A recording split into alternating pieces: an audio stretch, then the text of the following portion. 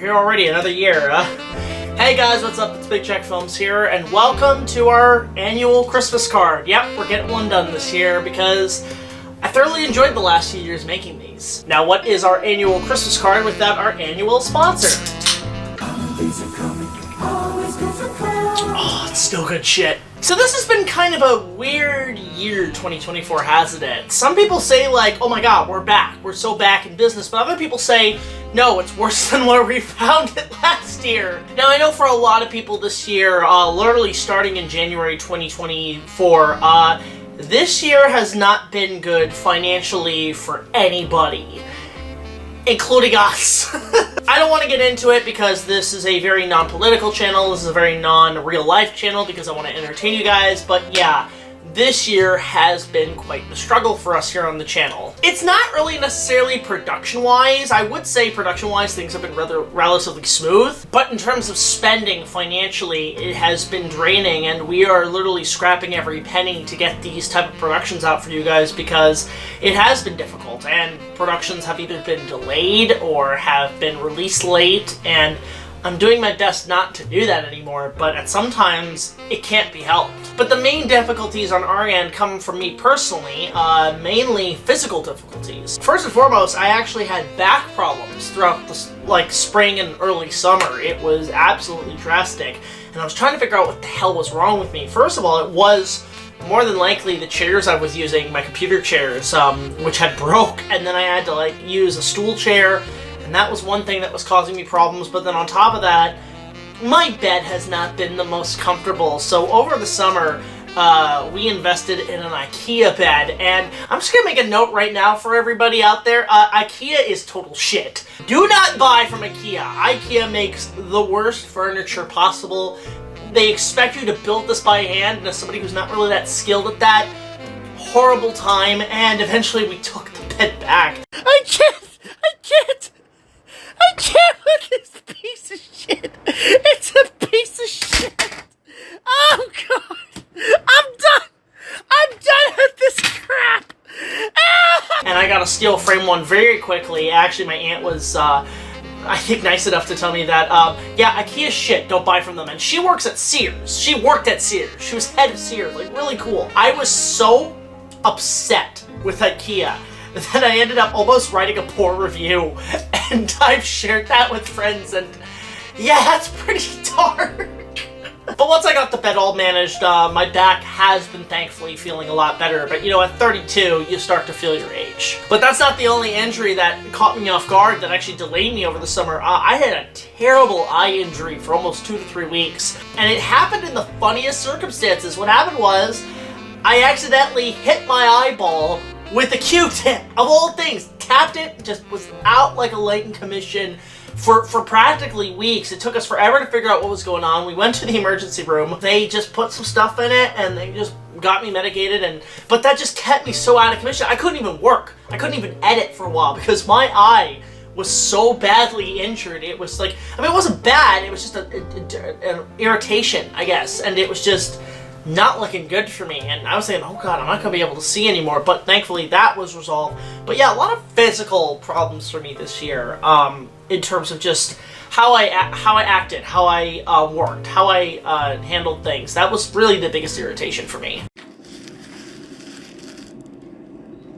Marge, why am I crying the same as our skin color? But I know for a lot of people, listen, injuries are one thing, but economies and, you know, the current real-world situations, for a lot of people, stress-wise, it's not been good. And I will actually say that November was awful. November, a lot of people were not feeling it. But to those who have been struggling, all I can say is my condolences, my apologies, and if our entertainment keeps you occupied every year, then that's what we're here for. That's what we're here to entertain you guys with. But I just figured I'd get all the negative stuff off the bat because it has been a very negative year for a lot of people. The year 4 in any decade has normally not been good. 1984 says it all. 1994, I think, was a pretty shit year for a lot of people. 2004, good god.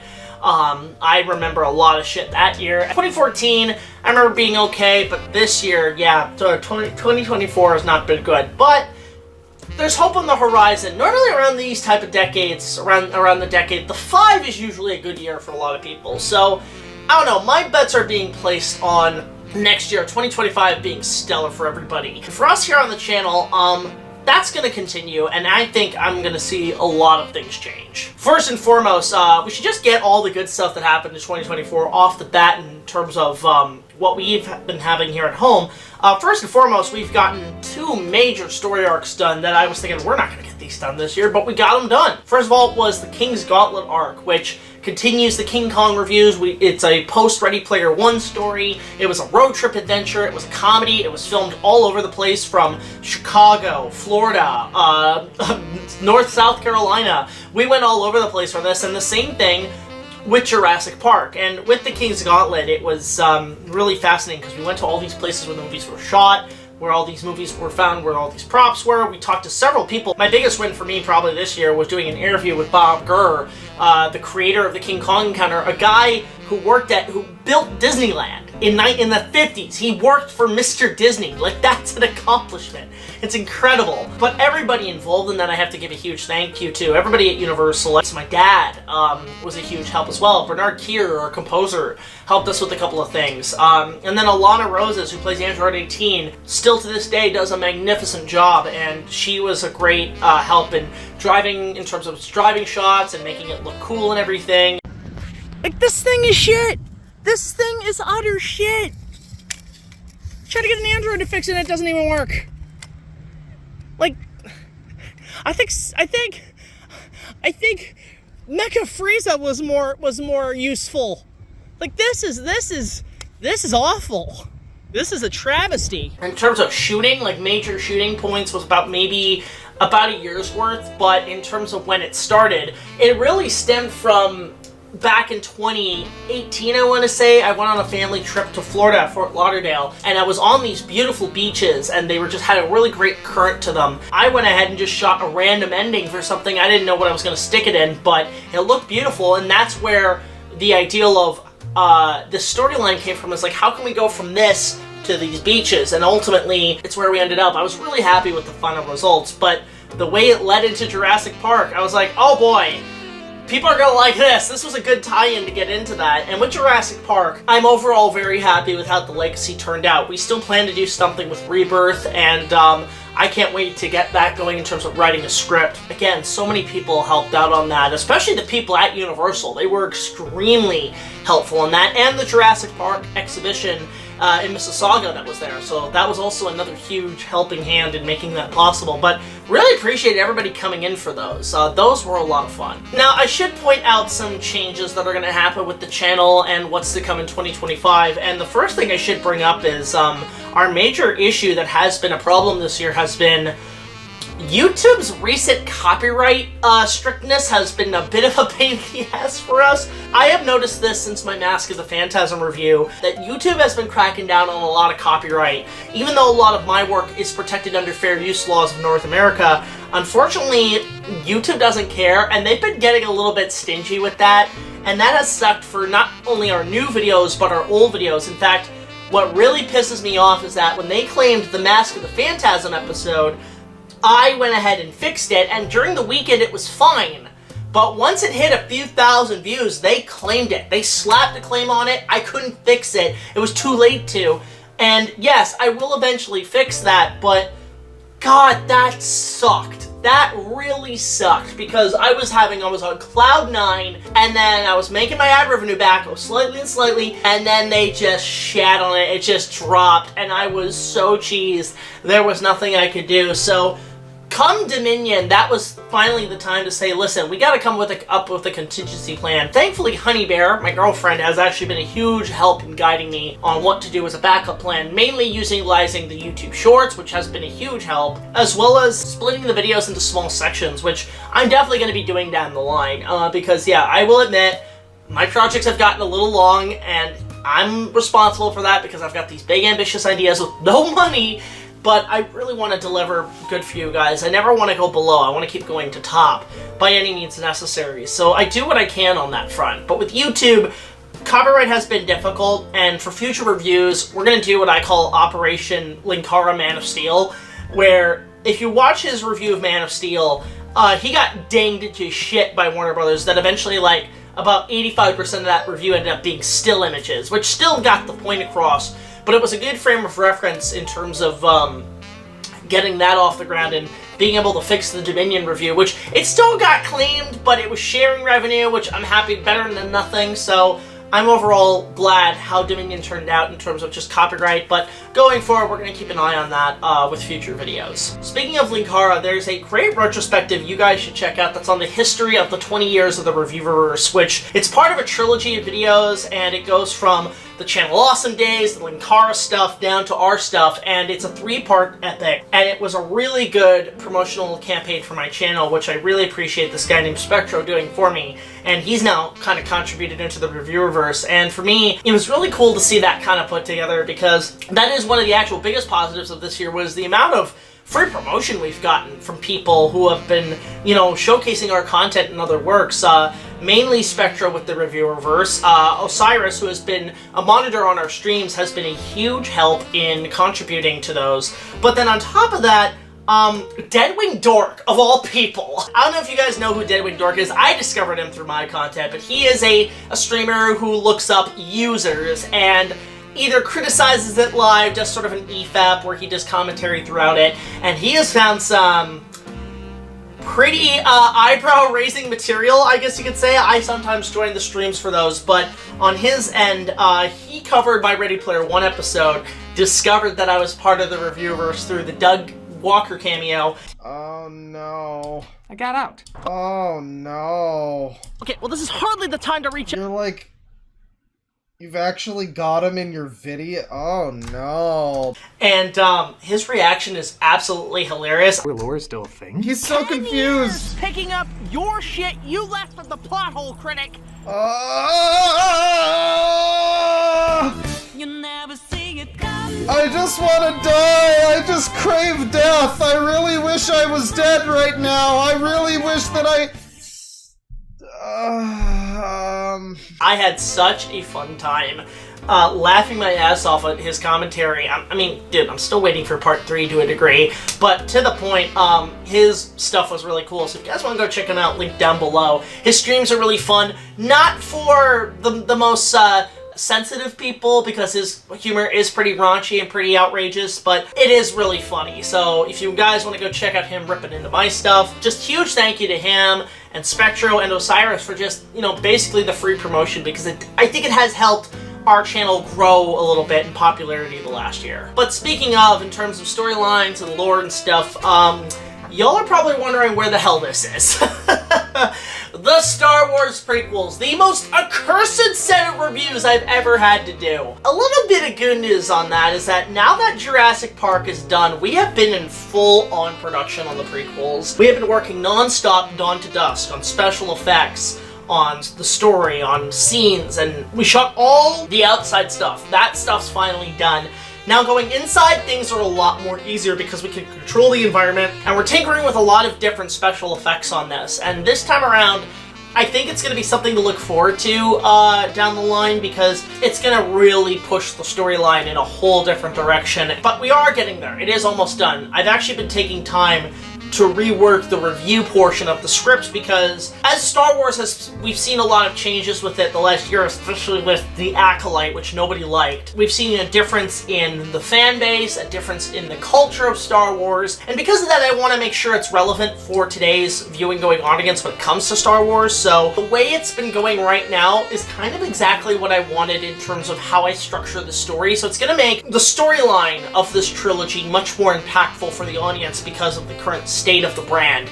And this was not all planned by design. This was just sort of this might be the state of it, and it turned out I was correct. So what I written back in 2019 and 2018 is still relevant today in terms of what we're talking about with Star Wars. And that was, you know, again, I do apologize this particular production has taken so damn long, but I want to make this perfect. I want to make this amazing, and it's all for you guys. And again, some of these effects are going to look phenomenal when you see them all put together. Now, a lot of people are asking, you know, what are the next set of reviews? What's going to happen after the prequels? What are your plans going forward? I have a list of reviews that I didn't get to this year that I'm going to put first and foremost in the front line next year for 2025. There are some crossovers that I want to do with a couple of collaborators. There's a major crossover that, again, I won't say what it is, but it was all shot at G-Fest. I'm thinking around summer it's going to come out, but it's going to be interesting because it's going to be a review of something that's celebrating its 30th anniversary next year, and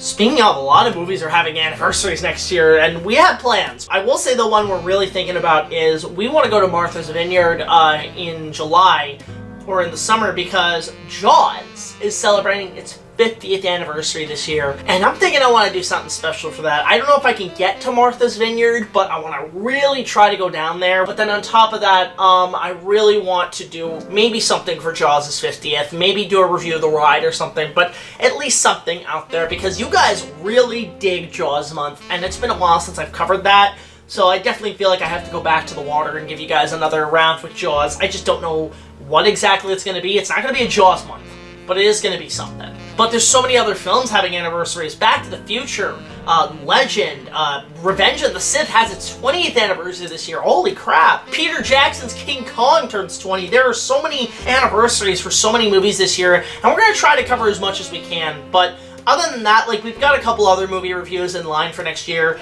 that we really want to do, and they're really cool. But in terms of post-prequel trilogy, I do have an idea of what I'm going to be doing, and it's more so just giving myself a long break. Now, what does that mean? It means that big, gigantic productions with special effects and cool action scenes with a big scaled world and everything, they're going to be taking a major backseat for about a year, mainly to gather funding. I'm just going to be real, YouTube has not been the most reliant when it comes to funding productions, and we have seen a massive decrease this year, and it no doubt is due to the economical turmoils we're facing right now in our world. Now, how am I going to obtain funding? Well, thankfully YouTube has slightly come up, but I'm going to keep it pretty much on the back burner. It's not going to be a guarantee. My main goal is to try to promote my Patreon more, which, by the way, if you go support my Patreon, $1 or more will get you early access to all of our content, so those other special features. We're going to be changing the tiers a little bit, but overall, I want to try to more focus on the Patreon next year, because I feel like that's where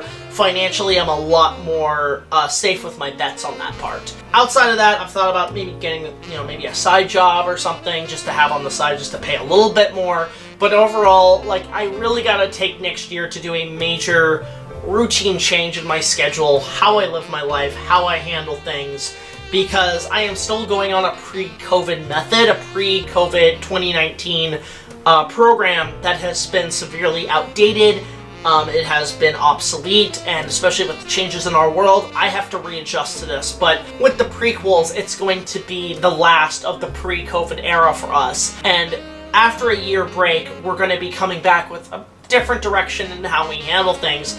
But in terms of small to medium productions, like reviews and stuff, you're still going to get those. They're just not going to be as glamorous or massive as they were before, because we want to get some reviews out for you guys and try to go back to a once-a-month schedule, if not twice, because there are so many things I want to talk about next year that I think will really help the channel grow and to give you guys a lot of what you wanted, essentially, in terms of requests and things you want us to talk about. But outside of that part, aka trying to figure out, my routine and rescheduling things and trying to work things out where things are going to be better for us on the channel in the pre-COVID world, that also applies to something that personally for me has been a new chapter in my life that I've been overall happy with, and that has been my relationship with HIMEDERE. It has been a very interesting time for me in terms of adjusting it and balancing it out with my work life. I love her to death. She has been amazing to me, has been my ultimate cheerleader in getting things done. In fact, her business is absolutely incredible, called Resiliency in Me. I'll put a link to it below. It is an organization that helps kids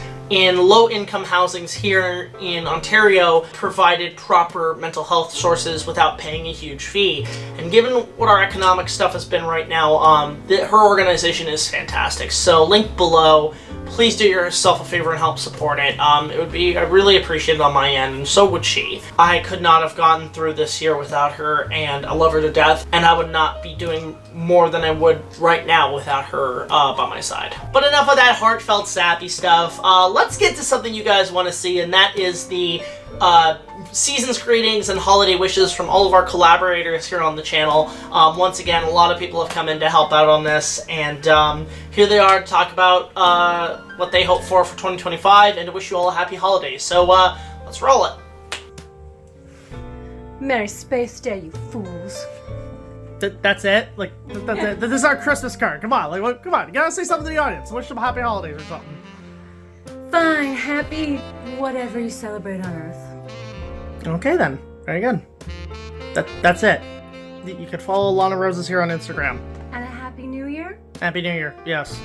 All right, and there we go. My goodness, this took a few hours to set up, but I gotta say, this tree is looking spectacular. I mean, look at the lights and everything, the ornaments, everything perfectly decorated.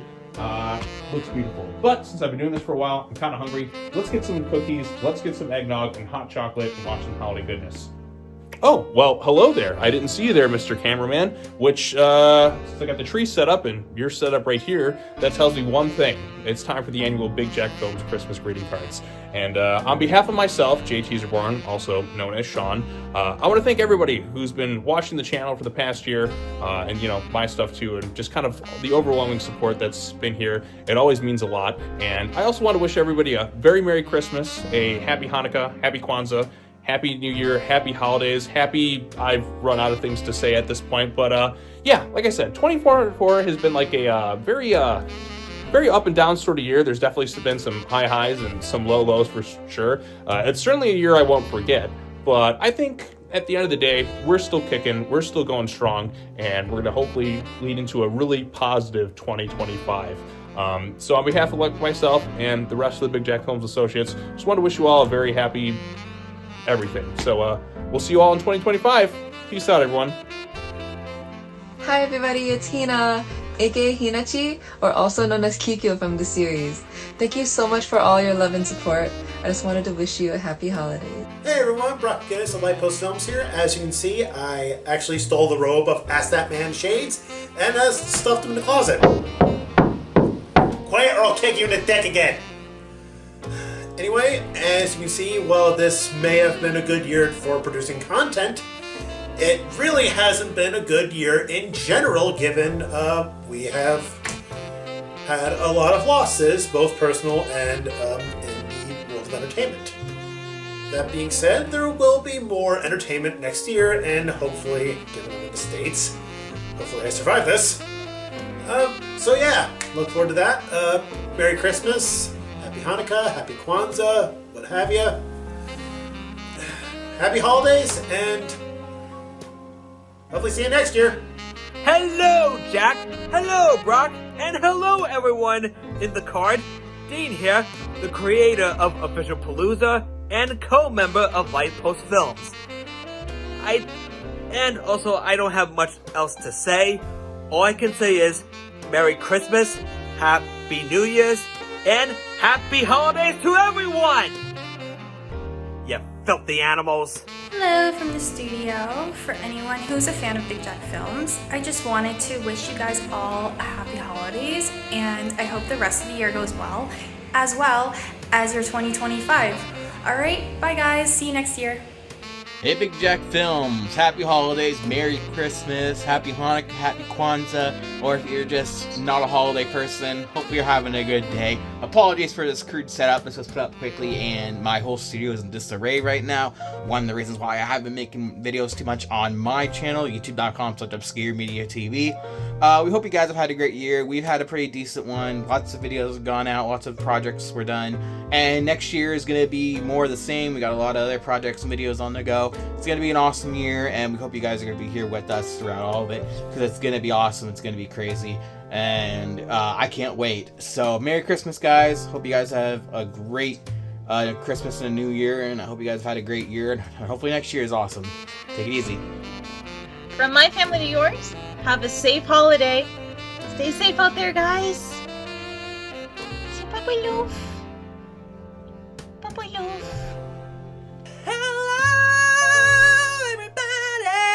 I'm Xandrew, just here to wish you all a Merry Christmas, Happy Holidays, a Happy New Year, and to say, may God continue to bless you, and to just have a wonderful day. Hey guys, as Rooks here, also known as Rooks Reviews, owner of the YouTube channel ROOKSVERSE. And I just want to say, Merry Christmas, Happy Hanukkah, whatever the fuck you want to say. Regardless of whatever you celebrate, enjoy the holidays. What it do? This is Spectro Heliotic saying happy holidays to everyone watching at home. Now, I'm fully aware that this year might have not been the best for everybody, but I just hope that next year will be much better than this one. But until then, happy holidays, and this has been Spectro Heliotic, signing out. So that's it for all of us here at BigJackFilms, from our collaborators. And we just want to thank you all for joining us here in 2024, and we hope here for 2025. We're still going to be here. We're still going strong. In fact, my god, YouTube is having its 20th anniversary next year, and it's going to be interesting to see what they do with it. But from all of us here at BigJackFilms, we want to wish you a Merry Christmas, a Happy Hanukkah, Happy Kwanzaa, and an overall Happy Holidays. And we will see you all in the new year, in 2025, with more to come. And that's all I got. So until the next video, I'll see you guys later. This is BigJackFilms signing off, saying, yeah, that's our Christmas card this year. I got nothing. Alright guys, I'll see you guys next time, and take it easy, and happy holidays.